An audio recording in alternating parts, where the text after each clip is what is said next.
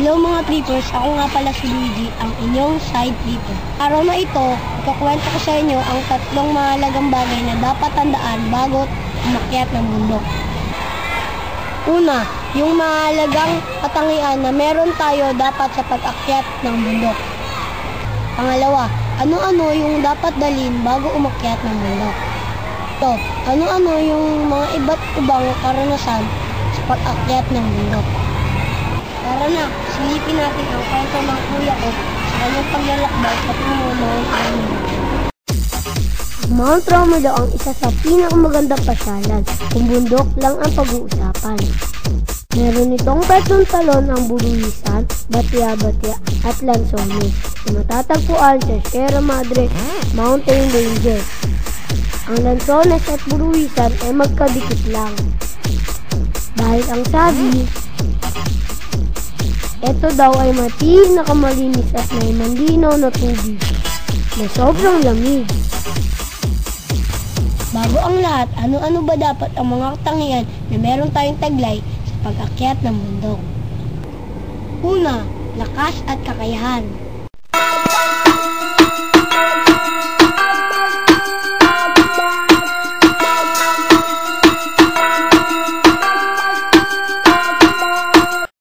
Pangalawa, kakayahan sa pagdidito.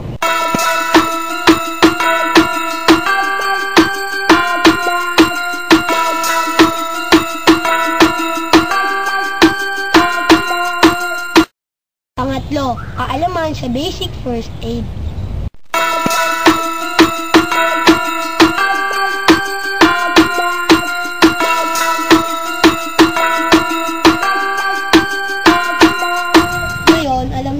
Iba't ibang katangiang taglay bago umakyat ng bundok. Kasabay nito, dapat din natin alamin ang kagamitan sa pag-akyat ng bundok. Backpack, compass, first aid kit, flashlight, lightweight cook set, mini stove, rope, whistle, sandals, Swiss knife, tent, trek shoes. Panoorin natin si Kuya Derek sa kanyang paglalakbay patungong Mount Romelo. Sa paglalakbay ng kuya ko patungong Mount Romelo, Laguna, o tinatawag nilang PAMI, ito daw ay isang lugar na pinakamagandang puntahan para sa mga mountaineers na baguhan pa lang. Ang lugar ay medyo madulas at maputik. Kaya dapat may suot kayo ng tamang sapatos. Isipin nyo na lang habang naglalakad, ang 3 napakagandang talon sa'yo ay naghihintay. Pag hindi na kaya, konting pahinga o kaya pwede nyong ipabitbit ang mabibigat nyong gamit sa mga nangangabayo. O kaya humingi ng tulong sa mga ninuno na nakatira doon. Laging tandaan, alagaan ang kalikasan. Konting kaalaman, kay kuya ko natutunan. Ang lugar na sinuluan ay nanggaling sa salitang silo na ang ibig sabihin ay trap sa Ingles. Dahil daw sa kwento ng unang panahon na silo ang itim na baboy ramo sa lugar na ito. Ayan, handa na si Kuya Derek sa pag-akyat ng bundok. Kasama ang kanyang mga kaibigan na si Kuya Kyle. Hello po mga trippers, andito po tayo sa Mount Romelo, Laguna. Tignan po natin mga taglay nitong kagandahan. Tara na. Sa kanilang pag-akyat, napansin ko na dapat may alam ka sa trail signs at ropemanship.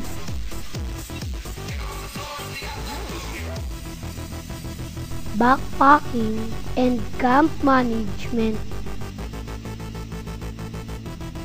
Meron ka dapat dalang pagkain at makipag-coordinate sa tour guide. Para sa tanggal uhaw, pwede na ang buko at tubig.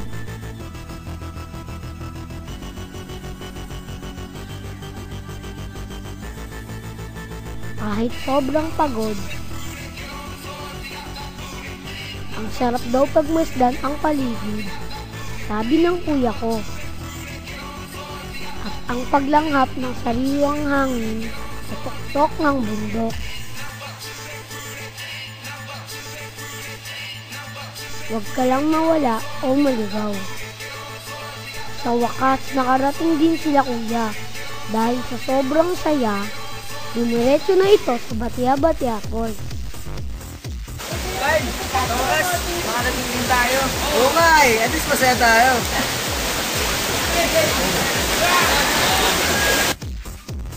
Upang maglinis ng mga naputikang gamit. Excited na ata si Kuya Derek. Naligo na sa malamig at malinis na tubig ng Batia-Batia.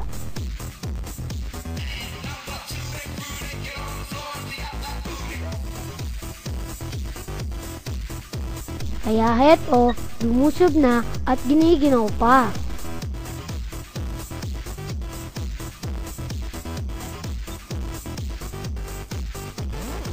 Teka, may tent na kaya si Kuya? Ayun, nagpatulong pala.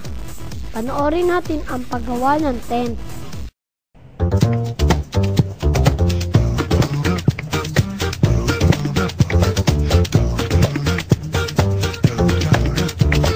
Get up on your feet and to everyone you meet. Hello, hello, saying hi, saying hello, say it fast, say it slow. Get up on your Ako pala si Derek. Ayan, nakita niyo na kung paano tinayo ang tent na to. Teamwork din sila sa pagluluto. Ito yung mga kaibigan ko nagluluto kasi gutom na. Naisip na naman ng kuya ko at kanyang mga kaibigan na puntaan ang Buruisan Falls.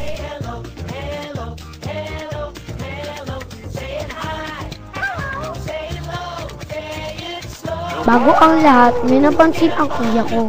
Mga ninuno sa lugar ng Buruisan. Masayang nagluluto ng tanghalian. Mga isdang nahuli sa talon. Kaya nilapitan ito ng kuya ko at nakipagkaibigan. Nga pala si Derek. Wala anong pahay. Bilang tagapag-alaga ng kalikasan, ano mo ba yung mga ginagawa niyo? Tulad ng mga lumang tao, ginagawa namin panggatong sa mga pagluluto.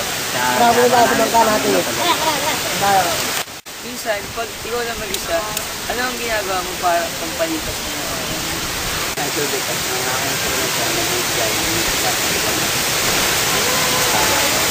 Pwede mo bang marinig?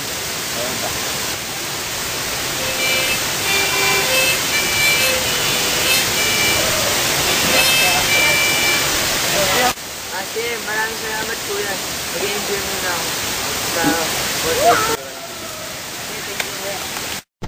Parang hirap na hirap talaga ang kuya ko maglakad sa mabato.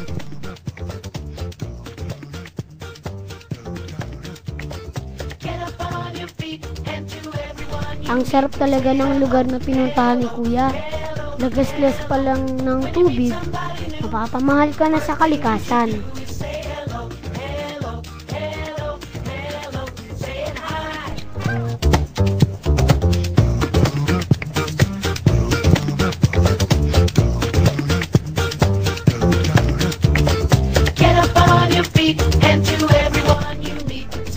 Mula ngayon, mahal ko na ang kalikasan dahil sa taglay nitong kagandahan. Ulitin ko, bago umakyat ng bundok, kailangan meron kang mga iba't ibang katangian tulad ng lakas at kakayahan, kaalaman sa pagluluto, kaalaman sa basic first aid.